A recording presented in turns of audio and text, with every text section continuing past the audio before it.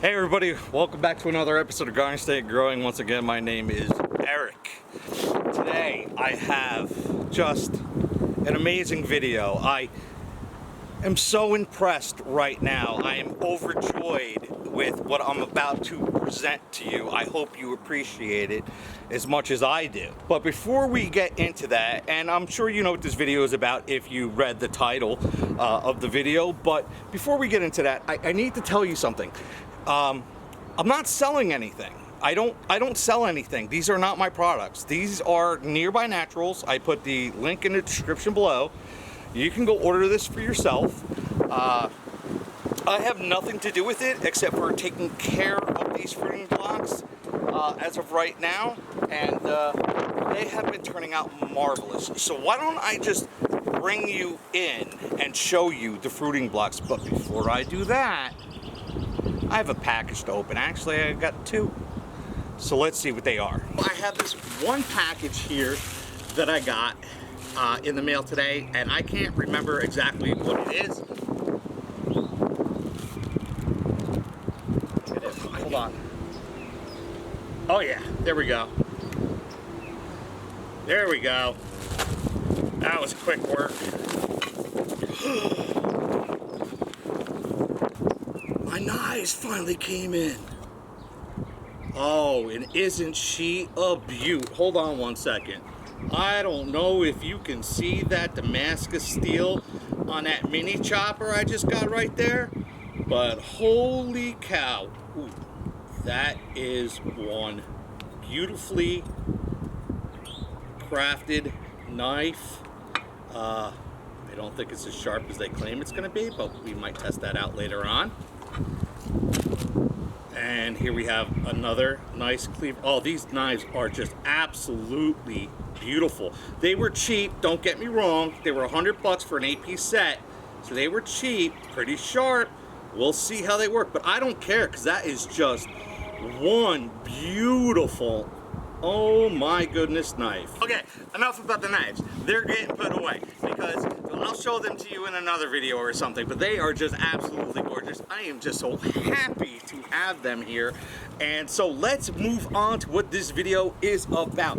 This video is about mushrooms. More importantly, more specifically, the oyster mushroom, the king oyster, the king trumpet, and the shiitake mushroom. And I'm gonna bring you in and I'm gonna see what I harvest off of these mushrooms, and I'm gonna see if they were really worth the money that I paid for them. But I don't know. How much money do you place on just having a great time doing something that you absolutely love? So let's take a deeper look at these mushrooms, and I'm going to tell you why I'm going to harvest them now when I should have harvested them 2 days ago, but I just didn't have the time to put it on video, so I held it off. So this is what we have. So let me bring you in. Oh my God. They are some gigantic mushrooms. Holy snot. Alright, so everybody's going to start asking, how do you know when it's time to harvest your mushrooms? And I've heard a lot of people make comments that say, you know, by the time I harvest them, they were hard and dry and woody and unedible. Well, you waited too long to harvest them. Do you see this mushroom right here? Let's see if I can get it to focus. Focus, focus, focus. Okay, so this mushroom right here. Do you see how the cap has turned up? It has exposed its gills. This is getting ready for them to drop their spores. That means at this stage, they're not gonna get any bigger, and they're gonna start dying back, they're gonna start drying up, and they're gonna start becoming woody and unedible. So it is at this point that I want to start harvesting them. You will see other mushrooms at different stages, like this one, that's pretty much perfect to go. This one, maybe a day late. Let me see if I can get it to focus. Maybe a day late. That one's upturned, needs to go. This one back here, definitely the cap has upturned. It is ready to go. And even this little small one here, you know, I don't know what happened to him, but he's a little dry. he's ready to go. So to harvest these, all I want to do is grab it by its base. I'm gonna twist and I'm gonna rip it off. I'm gonna grab this one. I'm gonna do this to all the mushrooms. They're coming off today. They're all getting harvested. Even the smaller ones, once their tops start pulling up, I could probably let these go for a day, but I'm not going to, because I'm gonna restart this block. So I'm gonna take all of these, and then I have this big, gigantic cluster. Can I get this whole cluster at once? Ugh. No, I only got some of it. Oh boy, that was great. For whatever reason, when I scraped off the top, oh, look at that one split when I was ripping it. I'm sorry. When I was scraping off the top to prepare this, there was like a big clump that I had accidentally scraped, and I just said, screw it, and I left it. And that's where my biggest cluster came from. Big clue right there. So I'm very curious. Now you can see a lot of other pinning mushrooms, and I could continue to cultivate this with these pins, but I'm not going to. I'm gonna remove all of these smaller pins, and they're still very edible to eat, okay? And I'm gonna take all of these and I'm gonna clean this block up a lot more afterwards, and I'm gonna remove all of this and get it ready for its second flush. The average price that I looked up for King Trumpet mushrooms was about $4.30, actually $4.29 per 4 ounces of mushrooms. So let's see what we have here. My scale is zeroed out. 5.7 ounces. 12.1 ounces. 1 pound.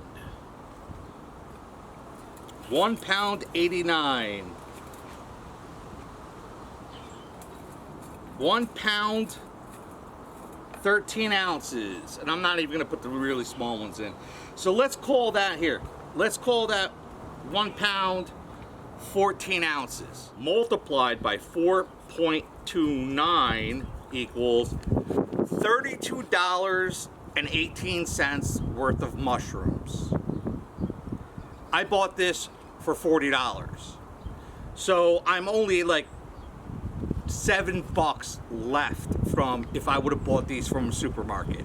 I would say that's a pretty amazing deal, especially because I got to sit here and I got to mist them myself. I got to grow them myself. I got to have a great time, and I get to eat these in the end and make delicious meals.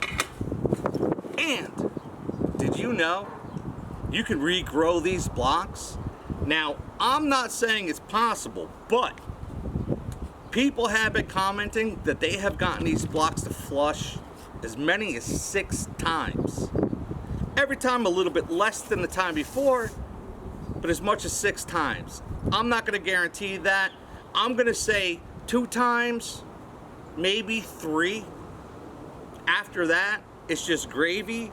But if I get a harvest even close to this, that is gonna be amazing. All right, so let me tell you what I'm gonna do to prepare for the King oyster to reflush. So what they do recommend is I'm gonna go ahead and I'm gonna scrape all of this white mushroom mycelium off the top, get it down to its substrate again, pick up all these big mushroom pieces, like this piece right here. This has got to be done, but you know what?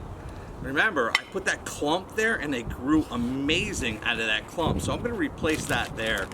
And I'm just going to scrape the top of this off pretty aggressively. No reason why not to. I'm reflushing this.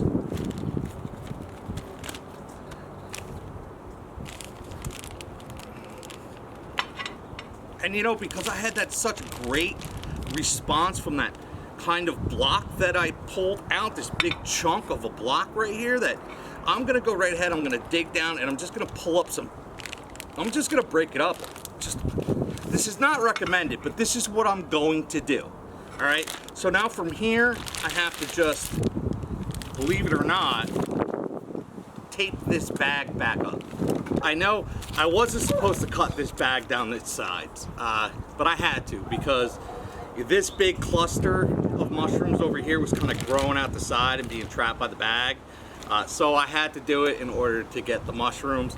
So in order to get this to reflush, what I'm gonna have to do is literally tape this bag back together. So I'll see you in a little bit when I get this done.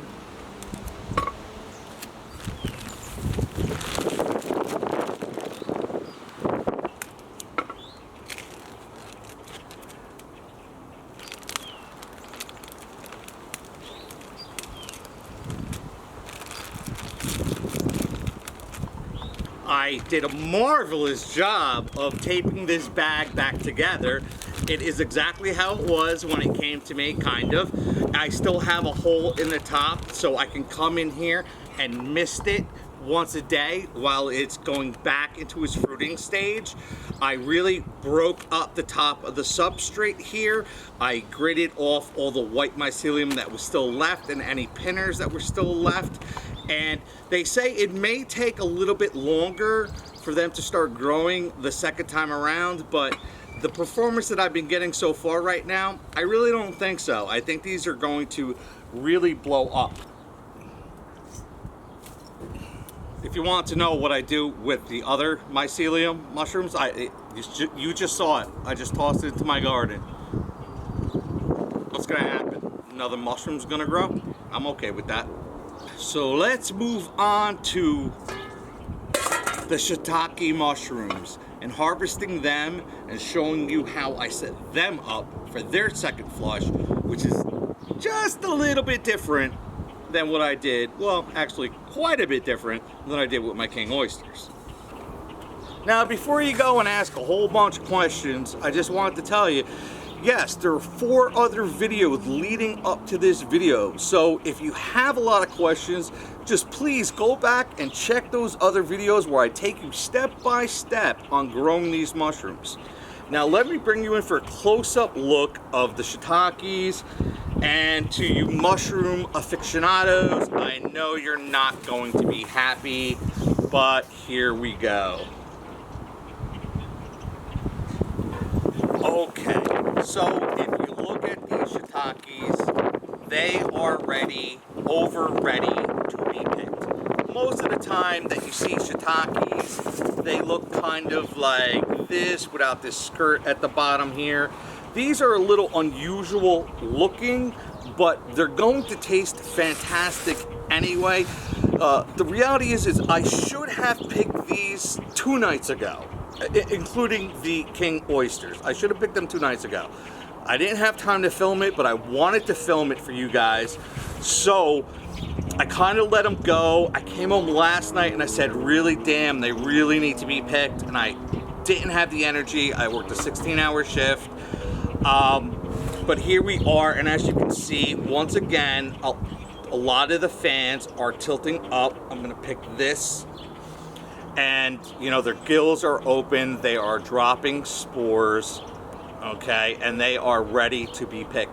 Now, unlike the king oyster that we eat the whole mushroom stem and everything, shiitakes you don't. The stem is usually really tough, really chewy, really woody, and hard to eat. But these caps,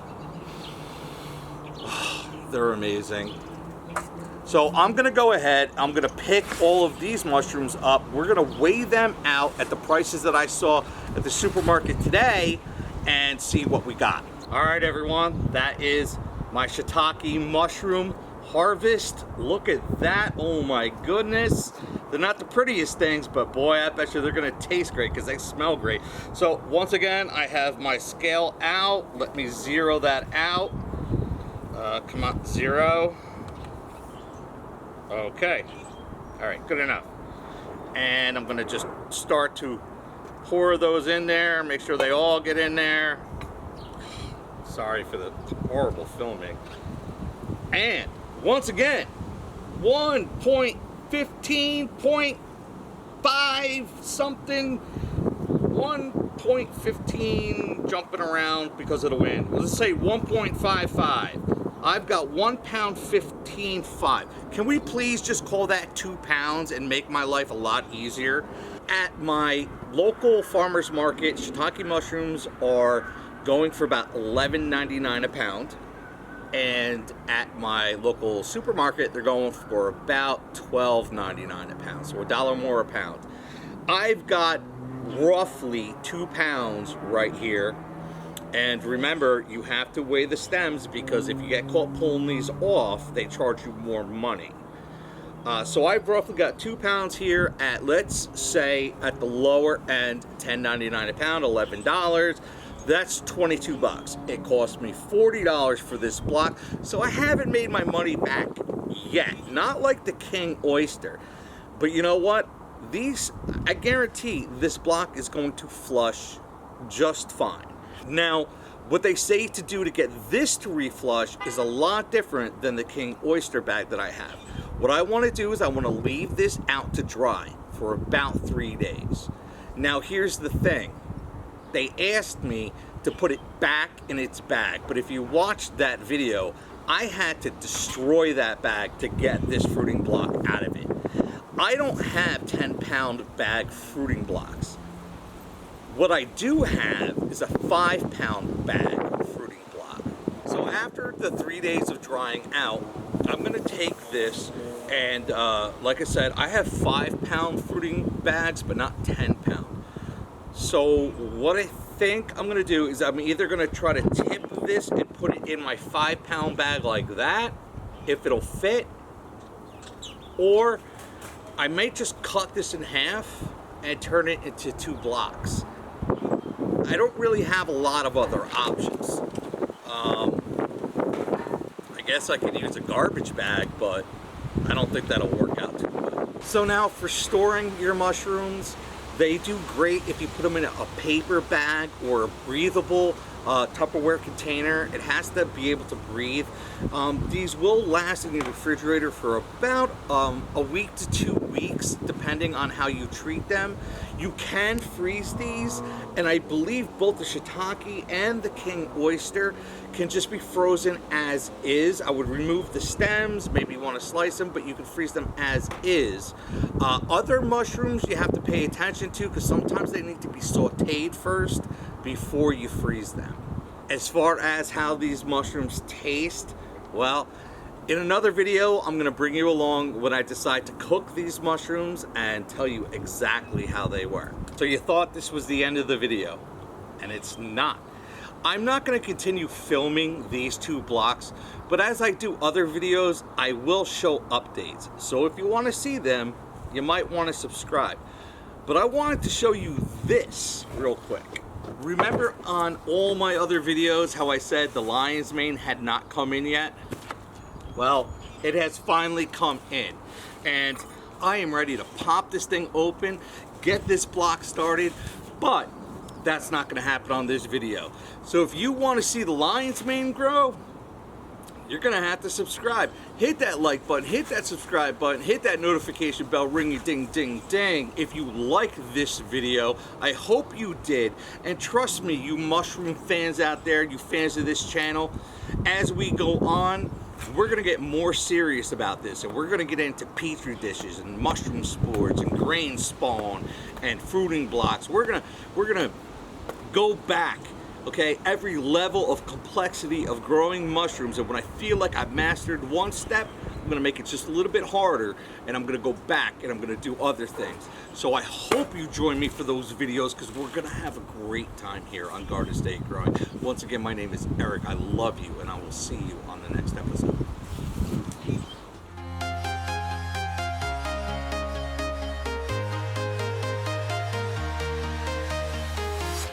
I'm walking alone, the streets are empty.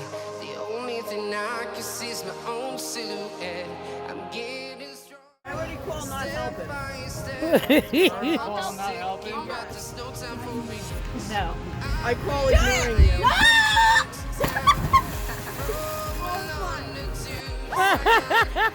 I've been all around.